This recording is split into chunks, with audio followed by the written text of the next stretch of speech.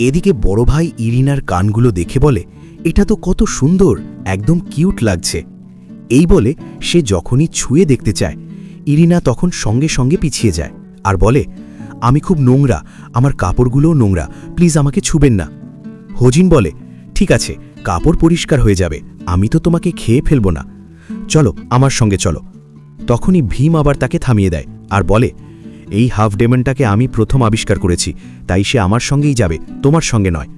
এরপর সে নিজের সবচেয়ে মূল্যবান জিনিস বের করে বলে, আমি তোমাকে আমার সবচেয়ে দামি জিনিস দিচ্ছি, এটা পেন্ডেন্ট। এই পেন্ডেন্ট তোমার পুরো দুনিয়া বদলে দিতে পারে, এটা অত্যন্ত মূল্যবান, তুমি এটা নাও আর বদলে এই হাফ ডেমনটাকে আমাকে দাও। হোজিন তখন ইরিনাকে জিজ্ঞেস করে, তুমি কি ওর সঙ্গে যেতে চাও? ইরিনা বলে, না না, আমি ওর সঙ্গে একদমই যাব না। এই কথা বলার সঙ্গেই হোজিন ভীমের ওপর আক্রমণ চালায়, তখন সে মাটিতে পড়ে যায়। ইরিনা তখন বলে, ওর কাল্টিভেশন তো ভালো ছিল, তবুও সে এইভাবে মরে গেল নাকি? হোজিন বলে, এখনও মরেনি, কিন্তু কে জানে, একটু পরেই মারা যেতে পারে, মরুক বা বাঁচুক, আমাদের তাতে কিছু যায় আসে না। হোজিন তখন ইরিনাকে জিজ্ঞেস করে, ভয় পাচ্ছ নাকি? সে বলে, না, ভয় লাগছে না, আমি তো আপনার কাছেই থাকব। হোজিন বলে, চলো, আগে তোমার কাপড় বদলে নিয়ে আমার সঙ্গে চলো। আর সেই জেড প্যান্ডেন্টও হোজিন নিয়ে নেয়। এরপর ইরিনার হাত ধরে সেখান থেকে চলে যায়। তখনই সেখানে ইউয়ান বা ইউ এসে পড়ে আর দেখে চারপাশে ডেমনিক এনার্জি ছড়িয়ে আছে। তখন সে বলে, মনে রেখো ডেমন, একদিন তোমাকে আমার হাতেই মরতে হবে। এদিকে হোজিন ইরিনাকে বলে, চলো আমার সঙ্গে চলো। সে তাকে এমন এক জায়গায় নিয়ে যায় যেখানে চারপাশে ডেমনিক কাল্টিভেশন ছড়িয়ে আছে।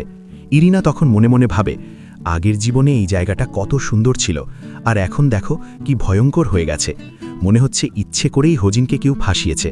তখন সে হোজিনকে জিজ্ঞেস করে, এই মানুষদের শরীর থেকে একের পর এক আত্মা বেরিয়ে যাচ্ছে কেন? হোজিন বলে, সবার আগে তোমার কাপড় বদলাও, টাকা দিয়ে দিয়েছি। এই বলেই সে ম্যাজিক ব্যবহার করে তার পোশাক পরিবর্তন করে দেয়। তারপর সে বলে, মনে রেখো, হাফ ডেমনদের একটা নিয়ম আছে, আমরা মানুষের জীবনে হস্তক্ষেপ করি না।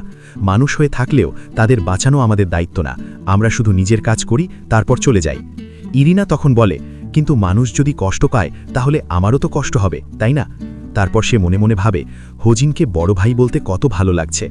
হোজিন তখন বলে, আজ থেকে তুমি আমাকে বড় ভাই বলবে। ইরিনা বলে, ঠিক আছে বড় ভাই। তখন হোজিন বলে, নিজের খেয়াল রেখো, আমি আসছি। এই বলে সে বাহিরে চলে যায়। তখন অনেক মানুষের শরীর থেকে ডেমনিক শক্তি বেরিয়ে যাওয়া বন্ধ হয়ে যায়। তখন আমরা জানতে পারি, আগের জীবনে ইরিনাকে এক অন্য ভাই ভীষণ অত্যাচার করত, মারধর করত, আগুনে ফেলে দিত, আর বাইরে বসে হাসি ঠাট্টা করত। সে মনে মনে ভাবে, আগের জন্মে ও আমাকে কত কষ্ট দিয়েছে।